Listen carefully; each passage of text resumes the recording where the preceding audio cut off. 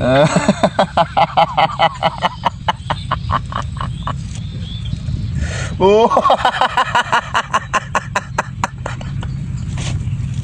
ও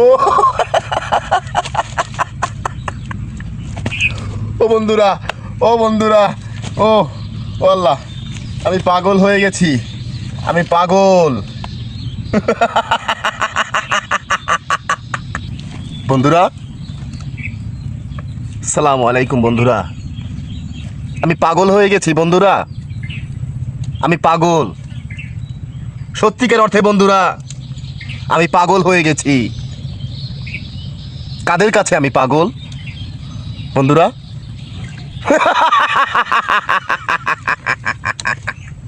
ও আল্লাহ আল্লাহ আল্লাহ, ও ও ও আল্লাহ, ও ও আল্লাহ গো,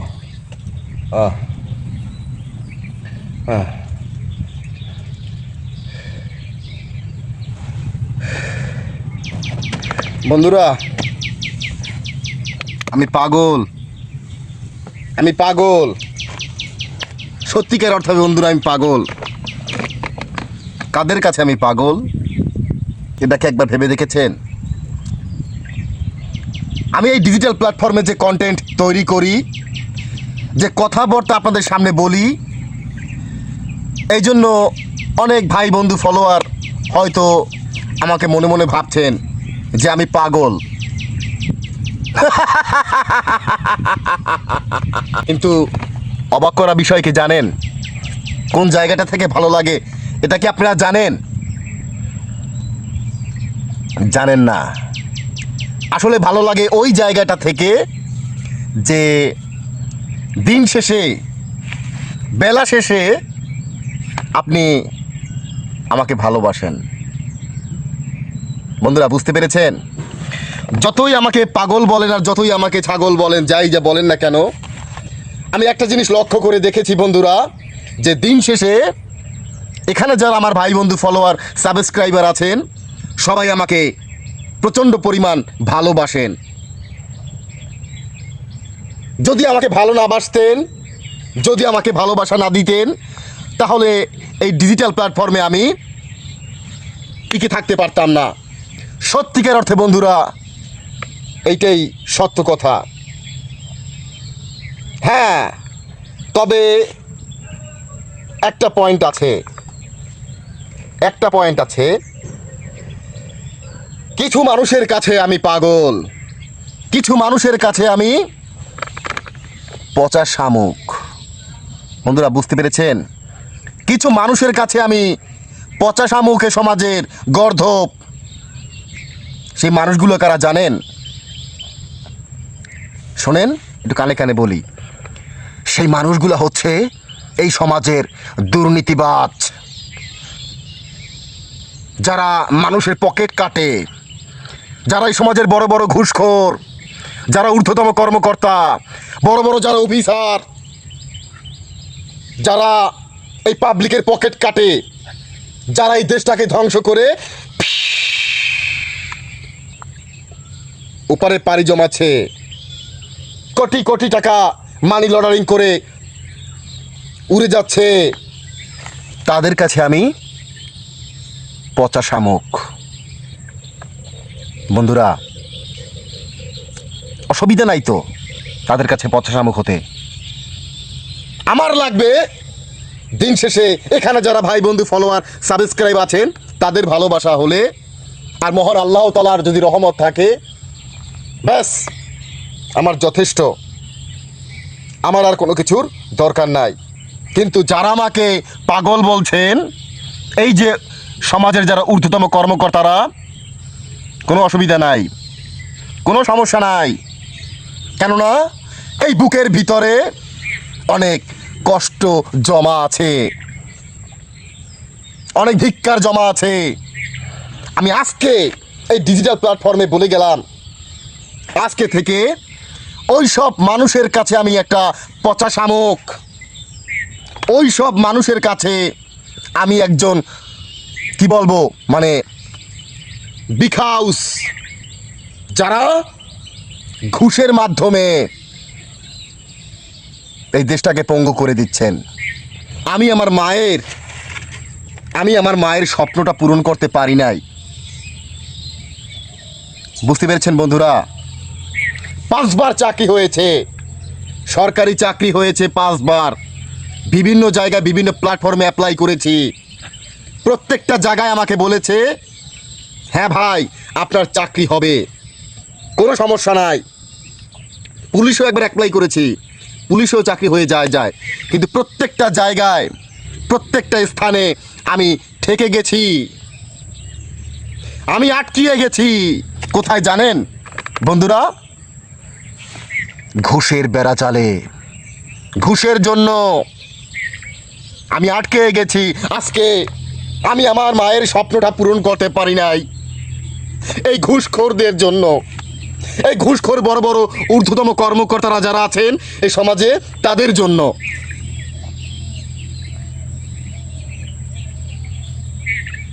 এক বছর আর একটা বছর আছে আমার সরকারি চাকরির বয়স। 12/10/1995 আমার জন্ম, এখন চলে 2026। ওইভাবে হিসাব করলে আর 1 বছর আমার হাতে আছে। আমার জীবনটা নষ্ট করে দিয়েছে বড় বড় ঊর্ধ্বতম কর্মকর্তারা।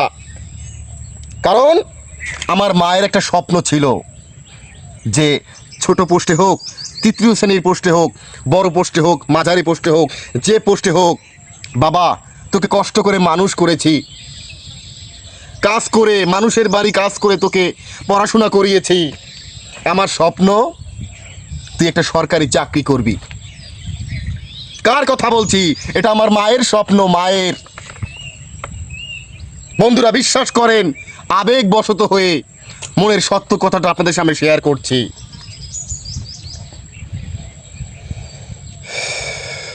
কিন্তু এই সমাজে যারা বড় বড় ঊর্ধ্বতম কর্মকর্তারা আছেন, ঘুষখোর,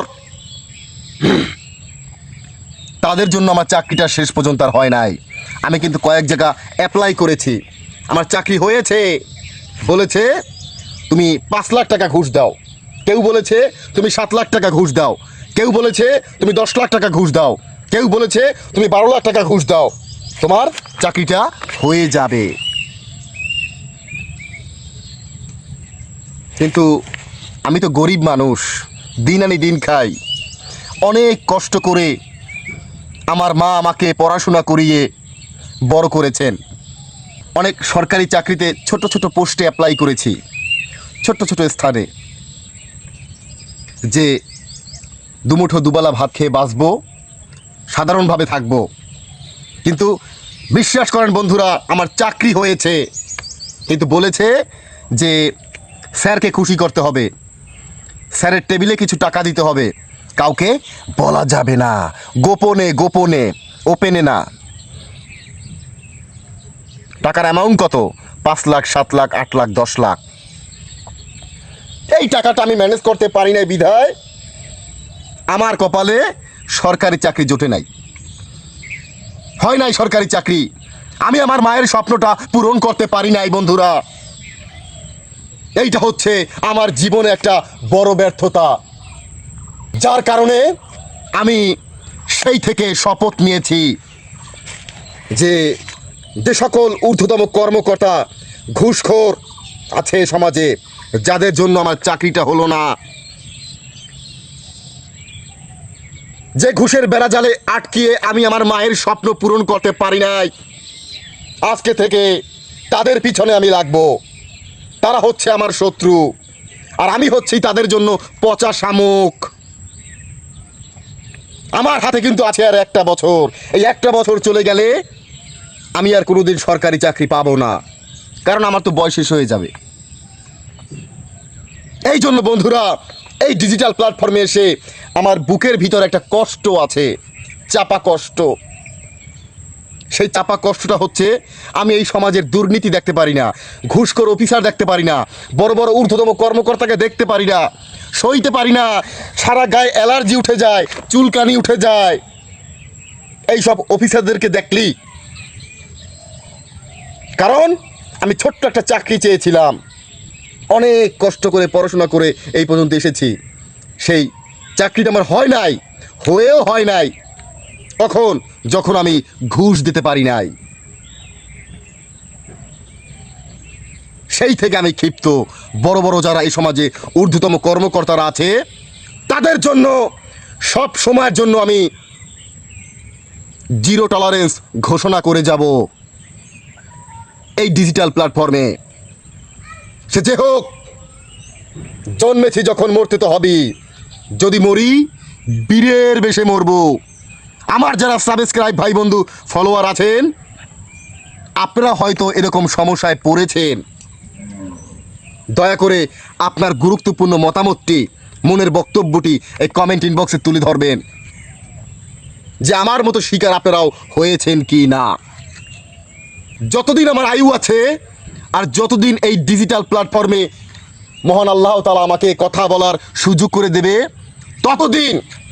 ততদিন আমি এই ঘুষখোরদের পিছনে লাগবো, ততদিন আমি এই ঘুষখোরদের উপরে জিরো টলারেন্স ঘোষণা করলাম।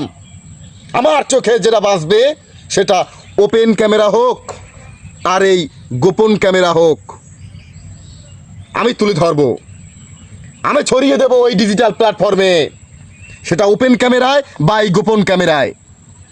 কারণ আমার স্বপ্ন তো পূরণ হতে দেয় নাই এইসব ঘুষখোর কর্মকর্তারা, ঘুষখোর অফিসাররা।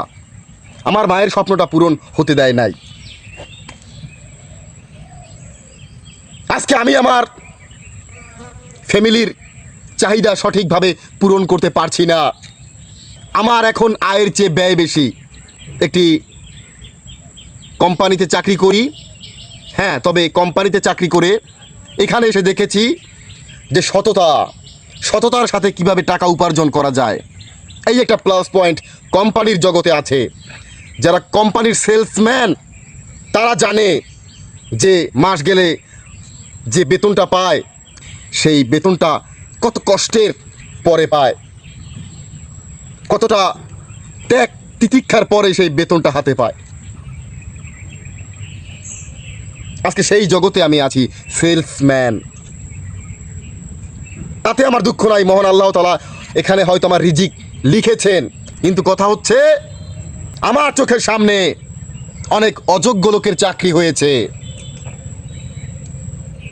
তারা মোটা অঙ্কের ঘুষ দিয়েছে, টাকা দিয়েছে, বান্ডিল দিয়েছে, মাল্লু দিয়েছে, অযোগ্য লোকের চাকরি হয়েছে আমার চোখের সামনে। আর যারা যোগ্যতা সম্পন্ন লোক, যাদের যোগ্যতা আছে, তারা বাদ পড়ে গেছে। কেন বাদ পড়েছে? তারা ঘুষ দিতে পারে নাই, টাকা দিতে পারে নাই। তার মানে কি?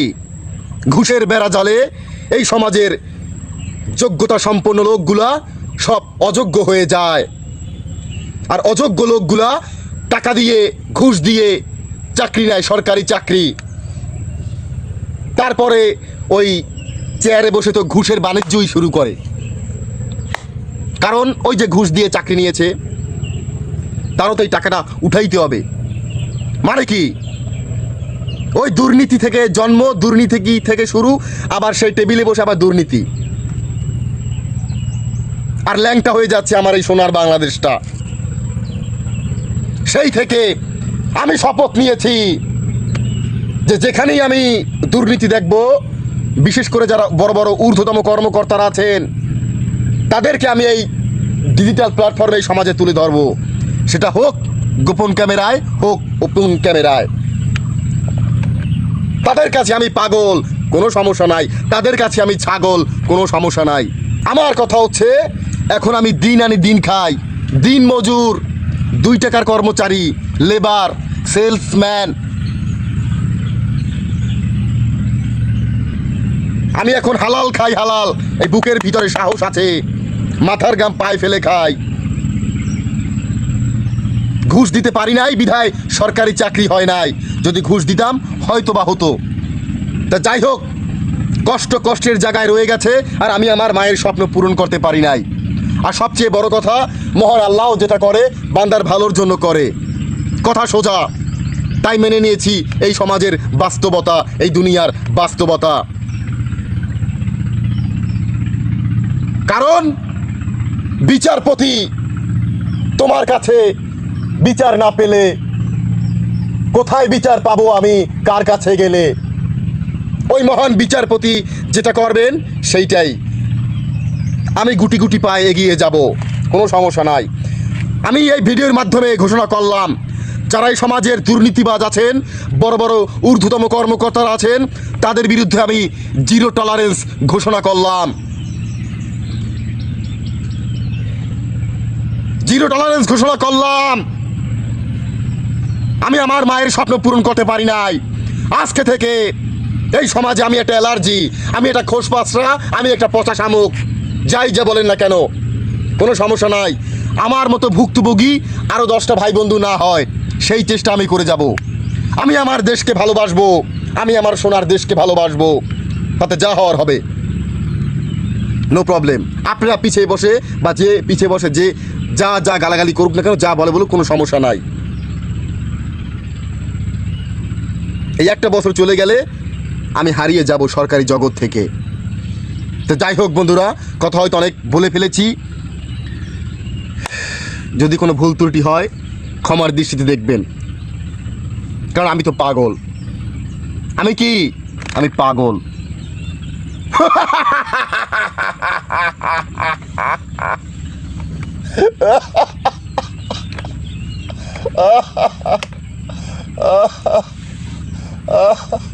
আমি পাগল।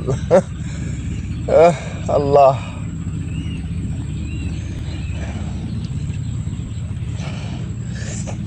যাই হোক বন্ধুরা, আজকে পর্যন্তই। কথার বেশি বাড়াইলাম না, আজকে পর্যন্তই। আসসালামু আলাইকুম ওয়া রাহমাতুল্লাহি ওয়া বারাকাতুহু।